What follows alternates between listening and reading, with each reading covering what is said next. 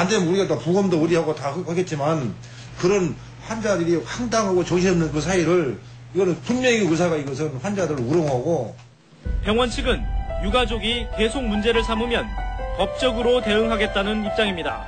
시신을 아마 봉안은 못하는 걸로 알고 있어요. 그래서 그거는 우리가 도저히 면에서 그러면 우리가 보증해주겠다. 시신 자체는 그건 법적으로 해가지고 문제가 있다가 문제를 책임을 지는데 잘못있다고 생각은 안 하고.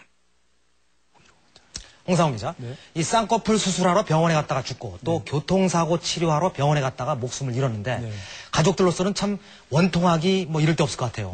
그런데 의사가 자기는 잘못이 없다 이렇게 주장하면 그뿐인가요? 네, 의사가 고의로 환자를 해하지 않는 한 적절한 의료행위를 했다면 형사처벌을 받지 않습니다. 네. 의료사고를 일으킨 의사들이 사고 이후 어떻게 대응하는지 어처구니 없는 사례를 한 가지 더 보겠습니다. 네. 지난해 12월 평소 왼쪽 눈에 안압이 높았던 김광섭 씨는 3년 동안 치료를 받아오던 병원에서 레이저 수술을 하라는 권유를 받았습니다.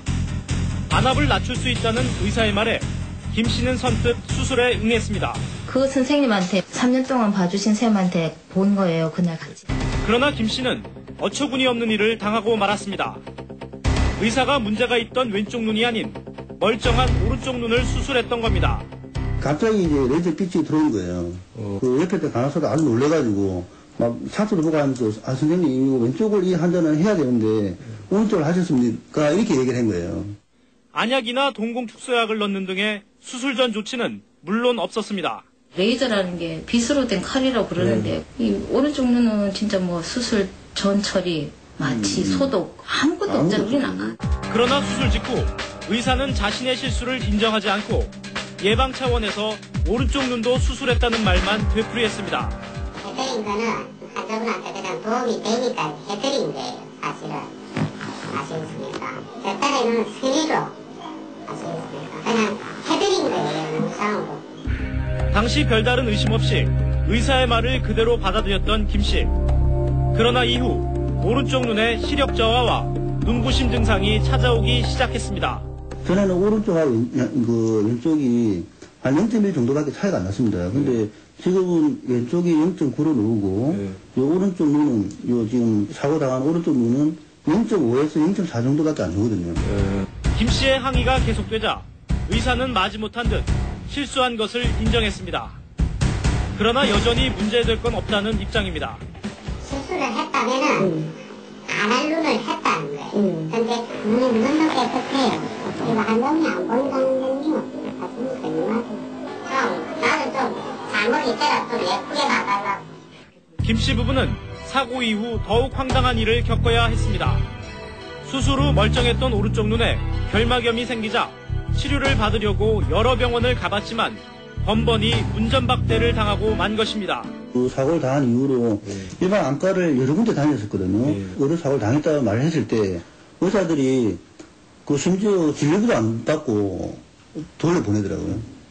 예. 아무 맨눈에다 레이저를 쏘았는데 괜찮냐 했을 때 어디서 했냐 물어서 안과라고 말을 하니까 뭐 그럴 수도 있고 이렇게 하는데 정말 황당했어요. 그리고 나갈 때도 접수 받지 마라 이러더라고요. 간호사한테 접수를 받지 말고 그냥 가라고.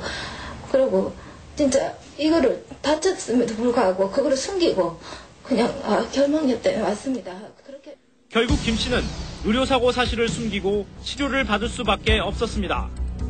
소아마비로 장애 1급인 김 씨는 중복장애에 대한 부담감으로 인해 정신과에서 우울증 치료까지 받아야 했습니다. 김 씨는 책임을 회피하는 병원 측을 상대로 민사소송을 준비하고 있습니다. 홍상훈 기자, 저 안과 의사는 처음에는 뭐 공짜로 오른쪽 눈 수술을 해줬다고 주장하다가 나중에는 실수했다고 실토를 했는데 이 경우를 보니까 의사들이 잘못을 하더라도 일단은 정당한 의료 행위였다. 실수는 없었다라고 이렇게 발뺌하는 현실을 잘 보여주고 있는 것 같습니다. 네, 현행법은 환자 가족들이 의사의 과실을 입증해내도록 되어 있습니다. 그래서 의학에 문외한인 일반인들이 의사의 과실을 입증해내기란 낙타가 바늘구멍 들어가는 것만큼 어려운 일일 겁니다. 그런데 진실규명을 더더욱 어렵게 하는 일이 종종 발생하고 있는데요. 법정에 제출되는 진료 기록이 조작되는 겁니다. 지난 2003년 9월 21일 밤 경기도 광주에 사는 유미애 씨는 고열과 구토 증세를 보이는 5살 배기 아들을 데리고 한 대학병원 응급실을 찾았습니다. 평상시에는 일찍 자는데 그날은 일요일이어서 해열제를 먹고 자고 일어났는데 구토를 2번 했어요. 밤 11시쯤 의료진은 졸음을 이기지 못하는 아이를 보곤 머리 부분에 CT를 찍어보자고 했습니다. 맥박수 정상이죠. 체온 정상이에요. 근데 간호사들이 갑자기 애기 머리를 CT를 찍어보라는 거야. CT 찍어보라 그래서 그냥 애기가 스스로 걸어가 찍었어요. CT를 찍고 나서 의료진은 추가 검사를 해야 한다며 어머니 유 씨에게 밖에 나가 있어달라고 요구했습니다. 한 사람은 인턴이고 2사람은 못 본 사람이 내려오더니 잠깐 나가 있으래요. 저보고. 애기 검사 하나 할 게 있다고. 그러면 부모는 어떻게 해요? 나가 있죠. 새벽 1시 40분 의료진은 부모의 동의서도 받지 않고 뇌척수액 검사를 실시했습니다. 뇌척수액 검사는 규정상 반드시 부모 동의가 필요한 검사입니다. 척수를 잘 몰라요. 근데 설명을 해줬어야 당연한 거 아니에요, 부모한테요?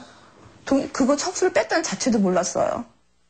검사는 2시간 동안 진행됐습니다. 안에서 문 잠고서 뭘 하는지 안 열어준다고. 내가 진짜 한 2시간을 오는데 저도 부모라서 어떻게 할지도 모르고 처음 겪는 일이라서 빨리 와보라고 그러는데 아빠 와갖고 아빠 몸을 팍 발로 차고 들어가니까 그때서 다 끝났다고. 검사가 끝난 뒤